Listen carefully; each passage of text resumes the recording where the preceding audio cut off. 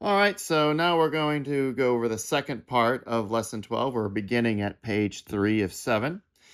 We're going to go over how to find functions. Find the inverse of a function, I'm sorry. So first off, a little caveat. In order for a function to have an inverse, it must be 1 to 1. Recall that we talked about functions that are 1 to 1 in an earlier handout. If you don't remember what 1 to 1 is, go back and look at that video. If a function is not 1 to 1, then we must restrict the domain.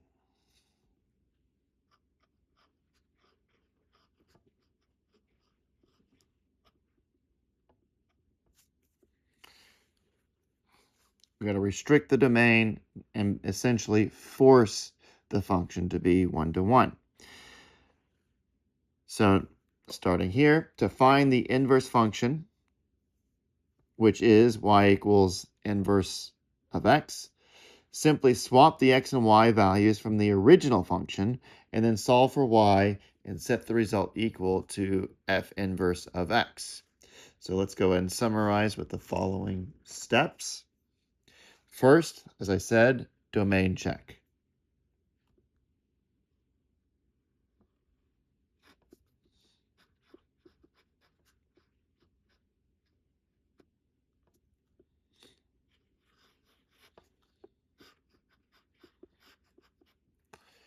So again, what is the domain check? Is it 1 to 1?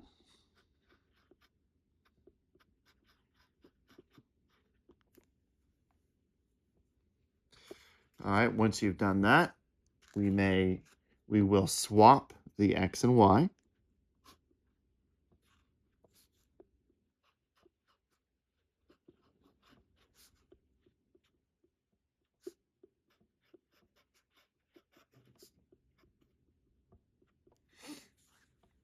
So if you have y equals f of x, you're going to rewrite that as x equals f of y.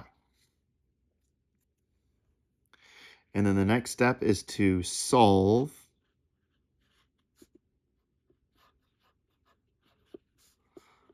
for y.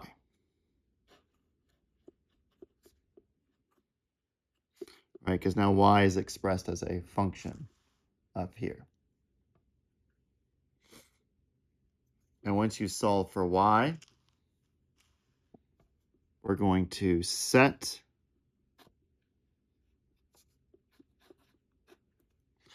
y equal to f inverse of x and supply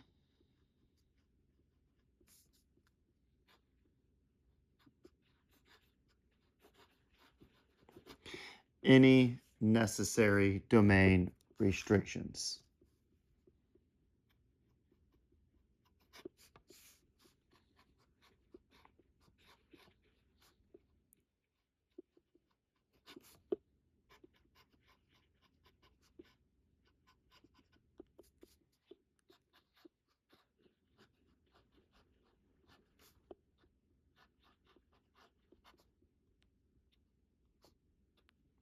That's it. All right, so let's just do a quick example. So you can kind of see this side by side. So we're going to do y equals f of x, and in this case, we're going to say f of x is 2x plus 3. So 1, domain check. Is it 1 to 1? Yes, because 2x plus 3 is just a straight line. 2, swap the x and y. So we'd write x equals 2y plus 3.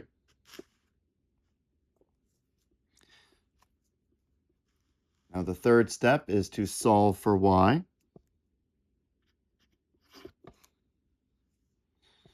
So first we subtract both sides by 3, and then divide both sides by 2, so that we get y equals 1/2 x minus 3/2. So note that this is another straight line with a slope of 1/2 and a y-intercept of negative 1.5. This is a one-to-one function, so we do not need to supply any new domain restrictions on the inverse function. So we simply write y equals the inverse function of x, which is 1/2 x minus 1.5. And that would be your answer right there. That's how it is done.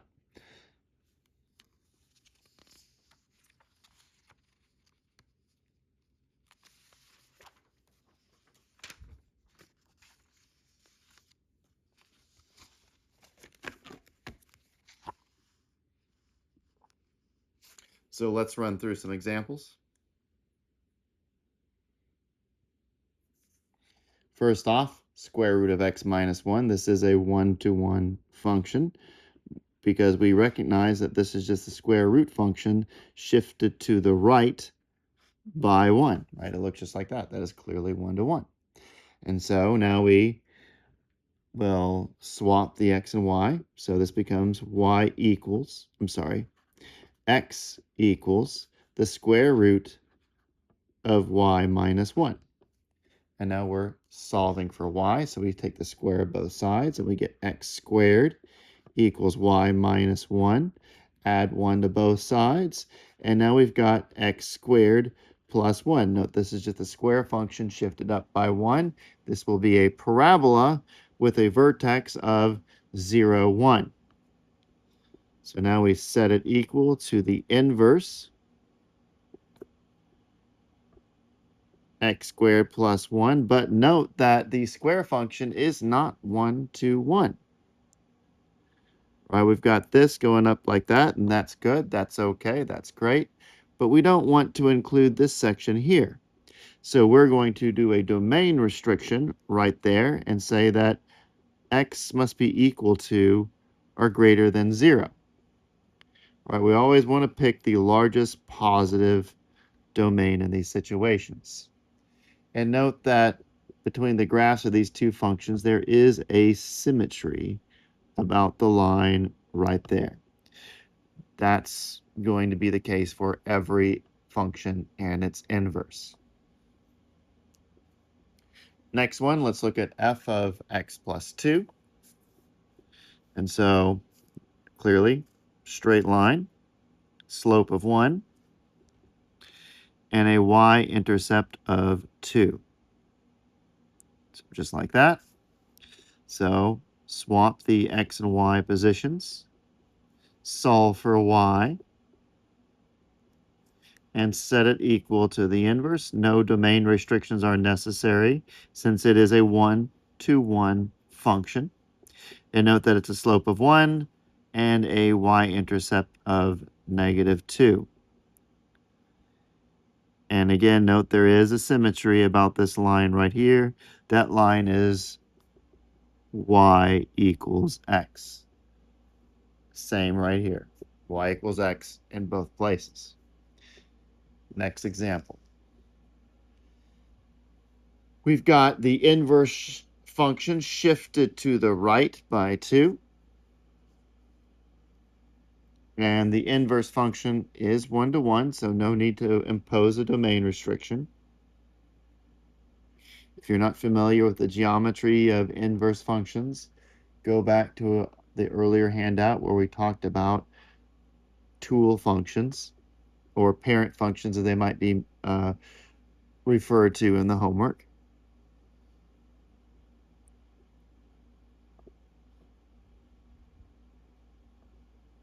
So we've got this guy here. Again, we're solving for y. So what I need to do is multiply both sides by y minus 2. So that way, right, that goes to 1. And now I've got y minus 2 multiplied by x is 1. Distribute the x.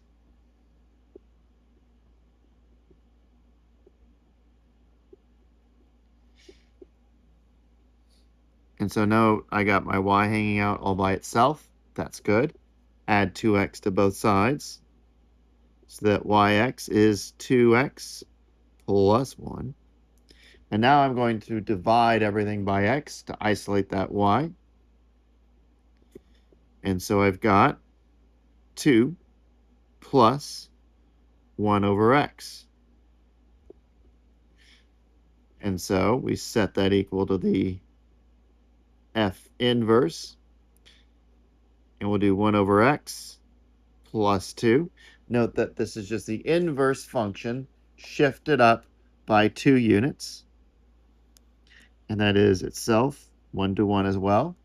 No need to impose any new domain restrictions. Next example, we've got this guy here. Trust me, it's 1 to 1.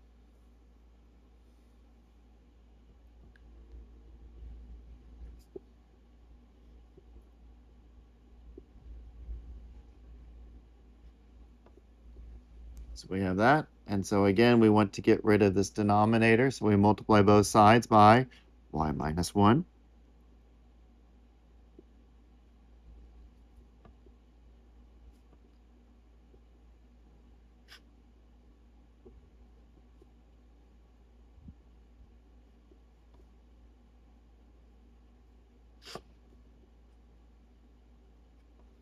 Right? Just like so. Distribute the x.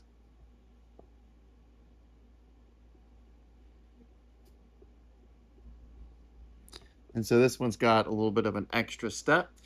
We got another y here. Not a problem. We subtract y from both sides. And we're going to add x to both sides so that we get yx minus y equals x plus 2. Again, I subtracted y from both sides, and I added x to both sides. Negative x plus x is 0, but it had the x here. And then y minus y is 0, but note the minus y there.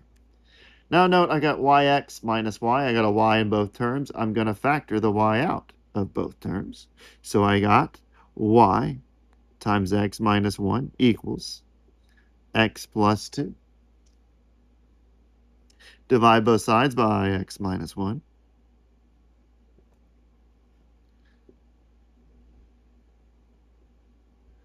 Leaving me with this.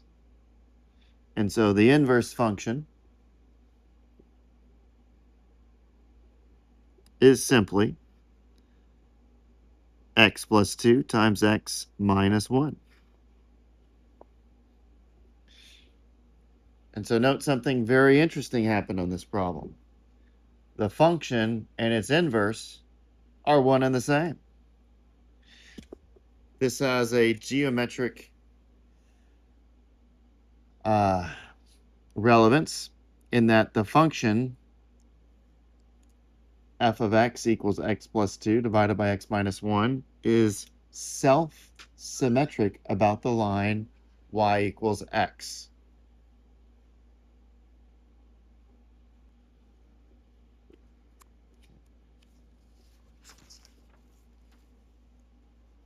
Moving on.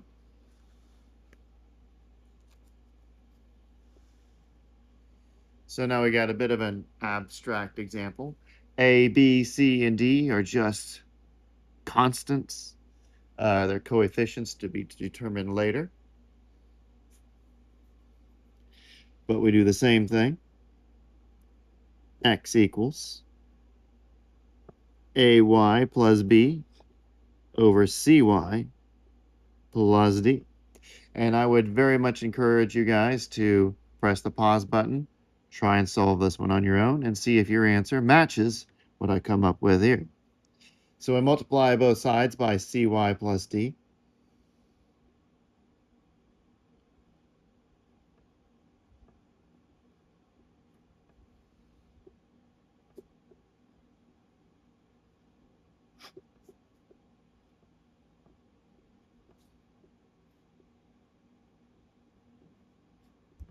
And of course, cy plus d divided by itself is 1.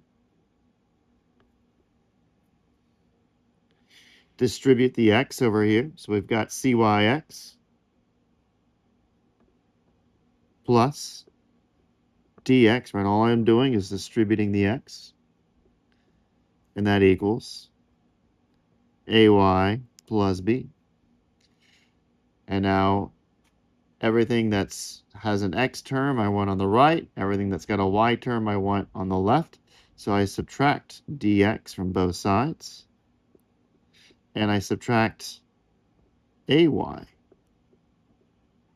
from both sides. So dx minus itself is 0.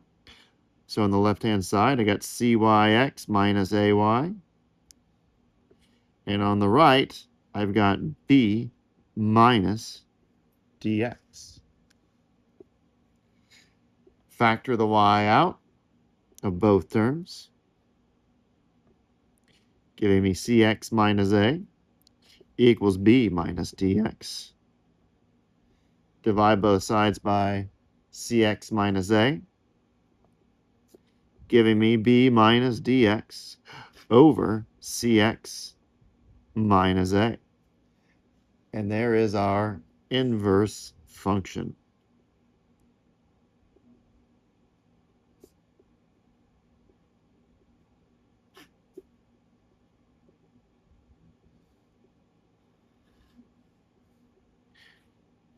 Now what I'm going to encourage you guys to do is go into a graphing utility like Desmos, desmos.com.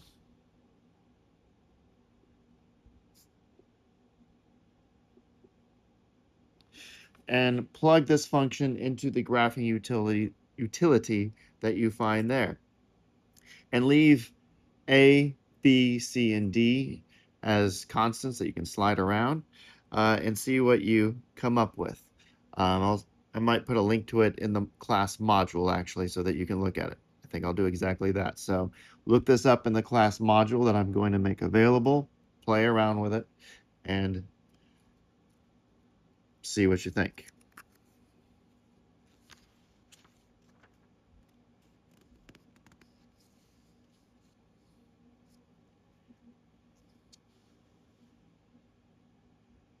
All right, so we're on the last page. I know it says page 6 of 7. That's a typo. There's only 6 pages here. I'm not sure why it's got that extra page on, but it does. This will be, last example will be pretty quick. Plot the inverse function. Remember, the x and y coordinates are interchanged in the inverse function. So that goes all the way back to this example right here that we started off with. Right, the domain and range swap places, right? The x and y swap. And so let's go ahead and identify our points here. We've got 0, 0. And we come through and let's hit that point there. I'm just looking for the points where they're hitting goes through the grid. So that would be 0.4 and 0.8.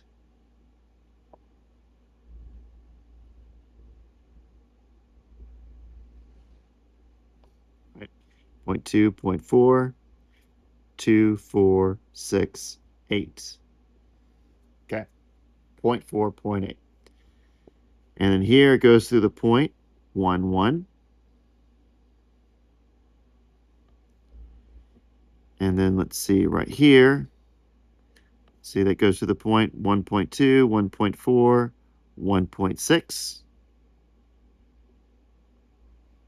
And then the y coordinate would be 1.2. Okay. And then right there, we've got the coordinate 2, 2. So let's fill out the graph here.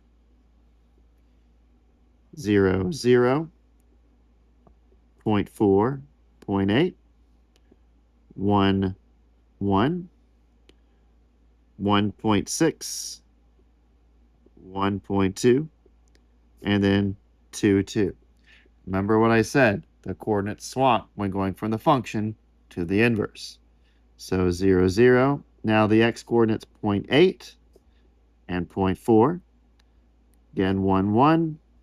Then this would be 1.2 and 1.6, and then 2, 2, right? They're just exchanging places going from function to function inverse.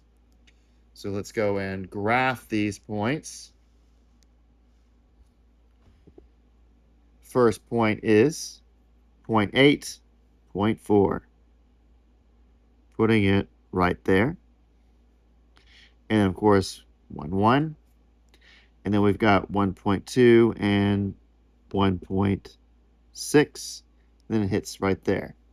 So we just connect the dots like so.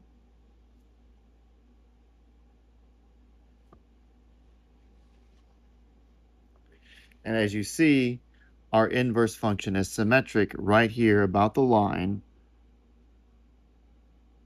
y equals x.